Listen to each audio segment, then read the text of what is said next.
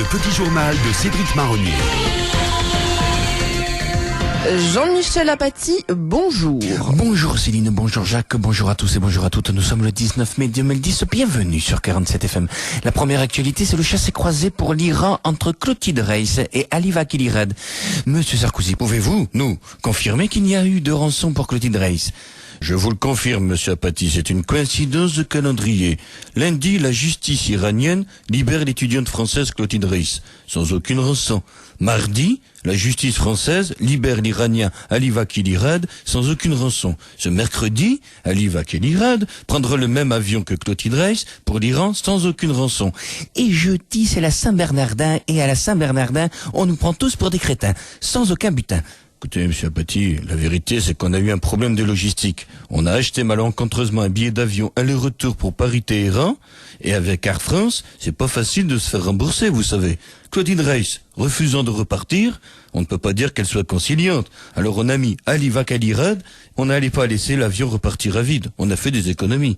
Monsieur Sarkozy, autre libération, celle de Véronique Courgeot, qui avait été condamnée pour triple infanticide. Véronique Courgeot a été libérée sous condition vendredi dernier. Elle a donc effectué 4 ans de prison au lieu de 8. Qu'en pensez-vous, Régis Laspalès? Ouais, 4 ans de prison au lieu de 8. 4 au lieu de 8. Cherchez pas. C'est encore une fausse couche. Elle n'est pas arrivée à terme. Elle aurait été libérée car les spécialistes pensent qu'il y a un avant et un après affaire Courgeot. Ça, je veux bien le croire. Avant l'affaire, les enfants Courgeot ne mangeaient que du congelé. Et après l'affaire, plus de congelé, que du frais. De toute façon, le congélo est sous-scellé, alors il ne risque pas de remettre ça. Au fait, j'espère qu'ils lui ont fait une ablation des ovaires.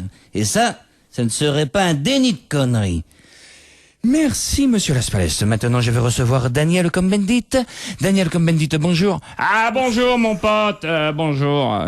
Avant de parler du bouclier fiscal, je voudrais revenir sur une déclaration de Cécile Duflot, la secrétaire nationale des Verts, au sujet de la possibilité de la candidature de DSK en 2012. Elle a déclaré qu'à vue de nez, une candidature de Dominique Strauss-Kahn en 2012, ça lui chiffonnerait un peu le nez quand même. Ah, Cécile, elle est jeune, faut pas qu'elle s'inquiète, je connais bien Dominique Strauss-Kahn, c'est pas le nez qui le chiffonne le plus.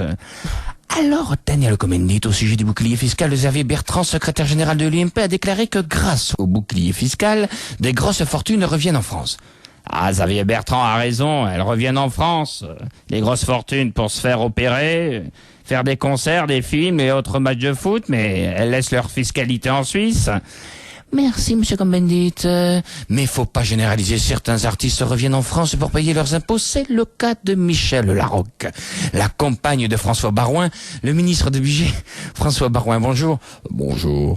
C'est parce qu'elle est la compagne d'un ministre qu'elle a décidé de payer ses impôts en France. Non, à vrai dire, Michel n'a pas beaucoup travaillé cette année et je crois qu'avec les niches fiscales, elle n'est pas imposable, mais ce serait une solution que certaines de nos femmes ministres séduisent des grosses fortunes pour qu'ils reviennent en France payer leurs impôts. Vous voudriez prostituer nos ministres femmes? Non, mais en tant que ministre du Budget, je demande de faire un geste pour sauver le déficit de la France en ramenant la fiscalité dans les caisses de l'État. C'est pas pareil. Vous avez raison, c'est pas pareil. Au revoir, monsieur Barouin, ministre du Budget, mais j'y pense qui voudrait de Rosine Bachelot. Bonjour, monsieur Apathy. Bonjour, monsieur Chirac. Alors, monsieur Apathy, vous allez fermer ce journal sur quelle info? Les rassemblements pour les apéros géants. Une bonne nouvelle pour les organisateurs. Les rassemblements pour les apéros géants ne seront pas interdits. C'est l'apéro qui sera interdit. Qu'en pensez-vous, monsieur Chirac? Un apéro géant sans apéro, c'est plus de l'apéro. C'est comme participer à une élection présidentielle sans candidat. C'est une connerie. C'est pas possible. Si c'est possible, regardez le modem. Oui, vous avez de la chance, monsieur Chirac, que vous avez travaillé à mi-temps et vous avez une retraite à plein temps. Ah, c'est vrai que moi, je n'aimerais pas être un jeune aujourd'hui. Les jeunes d'aujourd'hui, non seulement ils ne sont pas sûrs d'avoir une retraite avant de mourir, mais en plus de leur vivant, ils ne peuvent plus danser avec les vaches en écoutant de la musique, ils ne peuvent plus fumer dans les lieux publics, ils ne peuvent plus boire, ils ne peuvent plus avoir des relations sexuelles sans se caoutchouter l'engin, et en plus dans 40 ans, ils ne pourront plus manger de poisson, il y en aura plus. Faut pas s'étonner si après on les retrouve en train de faire les dingos dans les tribunes des stades de foot.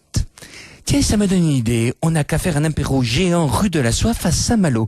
Au moins là, on est sûr que c'est autorisé à jeudi prochain si vous le voulez bien. Le petit journal de Cédric Marronnier.